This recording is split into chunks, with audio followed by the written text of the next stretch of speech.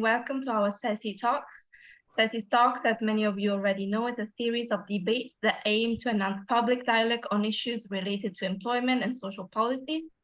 It is in the frame of a CESI European Parliament co-founded project, which is called We EP 24, where MEPs and EP experts engage with the general public and their expectation regarding the EU elections for 2024, and obviously the European Parliament priorities on employment regarding all the different emerging trends. And we're going to talk about digital and green policies as well, and economic policies.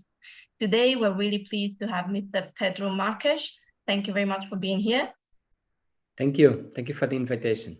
Mr. Marques is Vice Chair, Group of the Progressive Alliance of Socialists and Democrats in the European Parliament. So today, we're going to explore the EU economic governance. Mr. Marques, how do you think we can improve it? Well, the economic governance indeed needs improvement, given the fact that basically in the past, before the COVID crisis, it didn't prove effective, particularly after the financial crisis. All the austerity that came with it and the way how the rules were being applied by then, without adequate macroeconomic policy, I mean, without adequate monetary policy and budgetary policy, we were not getting our citizens into a better situation, and at the same time, even our public finances were degrading year by year. I mean, the public debt, and also the rules did not prove effective by then. They were even pro-cyclical. And then when the COVID crisis came, we had to basically suspend the fiscal rules, which means that they were certainly not fit for purpose for a situation of crisis, of a symmetric crisis like the one we had through the COVID crisis. So we need indeed counter-cyclical fiscal rules and not the contrary. And we need flexibility because the situation of member states is different. And at the same time, we need also these governance rules, these economic governance rules, to be, adapted for, in the end, what we need. Of course, it's sustainability of public finance, but in the end, that's just a means to an end. The end is development, inclusive development, sustainable development, which means that we also need room of maneuver for social and green investment in Europe, for sure. And taking into account everything that you said just now, let's move to the reform of the EU economic governance. In this framework, what are the positions of the Socialist and Democrat group in this field? Well, we have had a very successful report here at the Parliament that was even led by one of our members from the Socialists and Democrats that asks indeed for more flexibility in the adjustment paths for each member state. We ask also for specific investment clauses that allow for this social and green investment, and even the digital investment that I referred to before.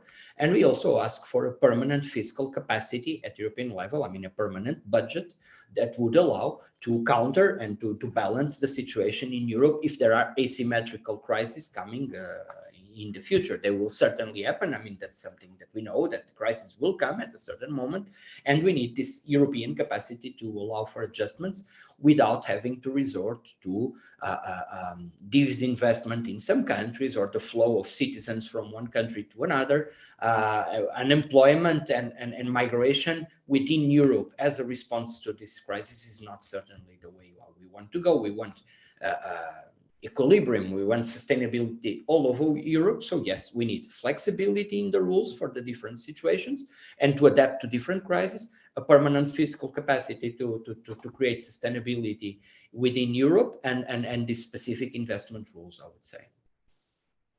So as you just said, we have huge goals to achieve, and one of the main objectives is obviously to make people aware of the importance of the EU and what is going on at EU level, because it has a great impact on the individual life for everyone at national level as well. So our question was how to make people vote, how to engage with them, and maybe what are your expectations and fears regarding the upcoming European elections? Well, you are totally right. I mean, in the end, it's about making sure that the citizens realize how important it is to vote for the European elections and to build and to have a say on the building of the European institutions. I think that the fact that we had the COVID crisis and the European response to the COVID crisis helped in creating this perception that Europe altogether will work better. The fact that we are responding also in a cohesive way to the Russian aggression in Ukraine also helps. Europe is playing a role, united, and not each member state by its own.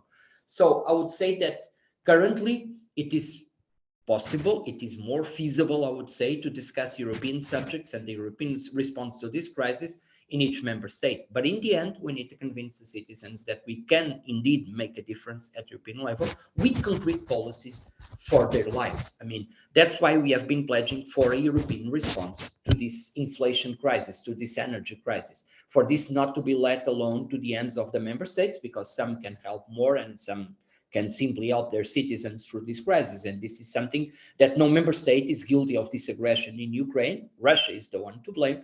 So it should be a European response also to the economic and social consequences of the crisis. So I would say that, yes, we need to talk directly to the citizens. We probably need to use new platforms and new ways to communicate with the citizens, certainly with the youngsters. There's a huge issue, which is to mobilize youth to vote for the European elections. I think they are strongly pro-European in general, but we need them to vote, to act by voting on building the future institutions. So that's a major challenge we have in front of us. Get people out there to vote and to build a better Europe, a sustainable Europe, a social and green Europe, and to build, I would say, a stronger Europe to face these new challenges that come to us globally, and certainly these new threats that are in front of us. Mr. Marques, thank you very much for these CESI talks. I think it goes in the direction that we just said right now. So make people aware, engage with them, and make sure to take on the effort to not leave anyone behind. Thank you very much for your work, and thank you for your time today, and hopefully see you in the next CESI talk. Thank you. It was a huge pleasure. Always at your disposal. Bye. Thank you very much.